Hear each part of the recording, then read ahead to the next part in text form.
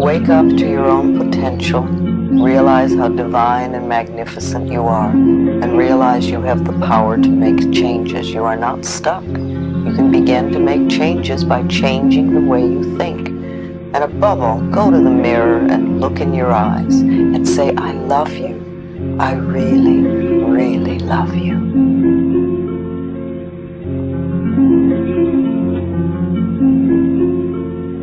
I studied humans and society for over 5 years, and it has completely changed the way that I see myself, the world, and how I respond and react to different situations. I studied psychology and sociology for 5 years, and it has offered me so many benefits that I want to share with you guys today. I don't take anything personal anymore. As someone who's grown up constantly questioning why I was treated the way that I was, I just blamed myself for everything and sort of thought that everything was my fault. Until I grew up and I actually realized that sometimes I'll be in situations where I actually have just been existing and someone will have some negative vibes towards me, and then I actually came to the conclusion that, okay, I haven't done anything in this situation, so I have to take myself out of the equation, and maybe it actually has nothing to do with me and everything to do with them. How nice is that? The biggest lesson that I learned from psychology is that humans are onions. We are made up of so many layers that basically determine who we are. It could be our conditioning, how we were raised, the environment that we grew up in, situations that might have happened to us, so basically like our trauma, and just basically our beliefs in the world. Maybe you have a quality about you that someone might feel a bit intimidated by. Maybe you're just really nice and some people think that they can walk all over you. Now I've come to a point in my life where when I'm in situations where I feel like I'm sort of questioning my behavior or questioning why someone's treating me a certain way, I just have to take a step back and be like, okay, what have I done in this situation to perhaps make this person behave a certain way towards me? And sometimes I might even not know the things that I've done, but I think as adults as well, it's not my responsibility to try and find out what that reason is. If someone's hurt me, it's my responsibility to set those boundaries with that person, and vice versa. Sometimes I'll ask them, have I done anything to you to like have this weird energy between us, because I think communicating is so important. But if they say no and they're still behaving a bit weird to me, then I know that it's everything to do with them. It's all of their shit. It's nothing to do with me. Back in the day, my therapist told me as well that like it's not your shit to carry. A lot of people have shit going on in their lives that they project onto other people. That brings me so much peace and so much less anxiety, and it saves me so much questioning in my head. I'm just going to remove myself from that situation and know that it had nothing to do with me. What if I told you that half of the reason why you always feel stuck is because you keep yourself trapped? Don't come for me now, don't come for me. Let me land. You are who you think you are. I was just so sick and tired of holding myself back because of the way I thought of myself. Why do I feel like I've been in the same situation for like the past couple years? Why do I feel like my life hasn't gone anywhere, whether that's mentally or in my physical environment? And that's because I'm thinking exactly the same way that I was a couple years ago. It was only when I started to actually change my thoughts and the way I thought about myself and my circumstances did I really start to see the change in my external environment. There's a term called self-fulfilling prophecy. I'm gonna search it up because I don't want to like misinform you guys. A self-fulfilling prophecy is a psychological theory where a person's beliefs about a situation lead to actions that makes those beliefs come true. Essentially what that is saying is whatever you believe about a situation, that is true for you. If I don't believe I'm confident, people are not going to see me as confident. If I believe that my dreams are too far out of reach and I can't achieve them, I'm not going to go and get that dream, which is going to reinforce to me that those dreams are out of reach. If I believe that my life is hard, every little inconvenience that happens to me, I'm going to think, oh, see, life is hard. See, life is hard. Anything that you believe, your brain will recognize those situations more. So you gotta really become really in control of your mind and how you think about yourself. Anyways, I had a conversation with a extremely successful like multi-millionaire last year. I had a couple conversations with this person because we happened to be in the same environment. He was just talking about, you know, his life and how he became successful, how he built all these businesses. I wasn't intrigued by his story.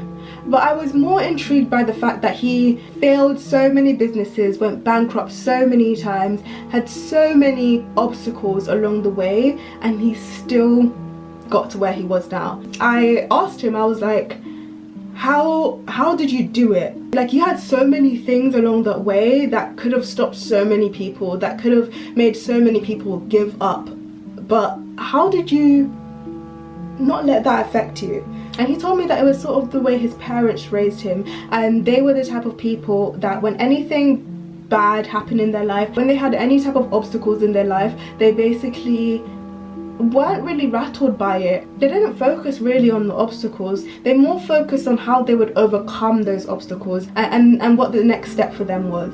And so essentially what I was hearing is that it's not about what actually happened to him, but it was about how he chose to respond to that situation and to get past those obstacles. And so I had to start to become really conscious about how I responded to certain situations and how I responded to like the hardships in my life. That's when I really saw my life change. This self-fulfilling prophecy is all where it starts. How you think about yourself and how you view situations in your life is all where it starts. You guys might be thinking, how do I change these beliefs? Where do I start? So let's talk about beliefs. Beliefs and the way we think and our thoughts are essentially formed by repetitive thoughts. You need to become so conscious of your thoughts that any thoughts that don't align with where you're trying to go, you can catch them and throw them away and continue on the path that you're on.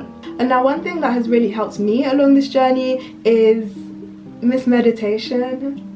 Now, a lot of the time when people think about meditation, they just immediately shut it down and think, I can't meditate. It's a craft, it's a skill that you need to sort of build and become better at. So meditation is basically just you sitting with yourself and watching your thoughts pass and then coming back to the present moment. And the reason why this is so hard for so many of us is because we are such robots and we operate so subconsciously that we don't even realize half of the thoughts that are going on in our minds. So we'll wake up, you know, oh, I need to go and shower. Okay, in the shower we're thinking about, okay, I need to go to work. When we're at work, we're like, oh shit, I gotta work tomorrow, or how am I gonna get home, or which is the quickest journey home. And then when we're on the quickest journey home, it's like, oh, okay, I gotta work tomorrow, fuck.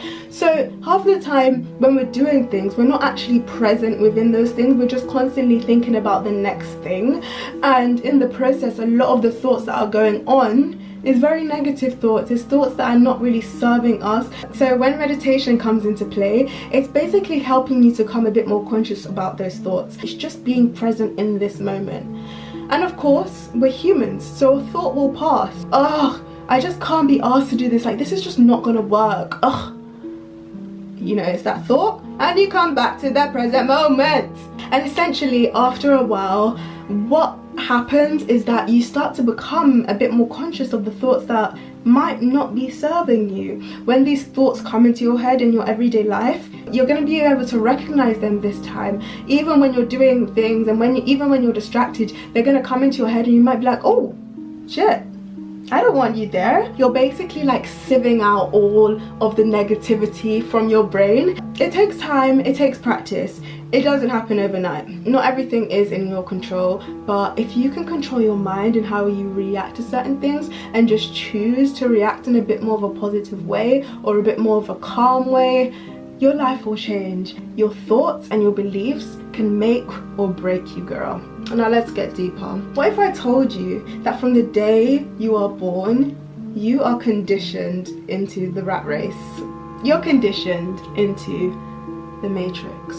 Now, I don't want to sound like a woo-wee person, because I guess you could say I kind of am, but at the same time, like the matrix is such a real thing. Let me get the definition up on Google. So it says the matrix refers to the systems and structures in society that keep us bound to the traditional ways of living and working.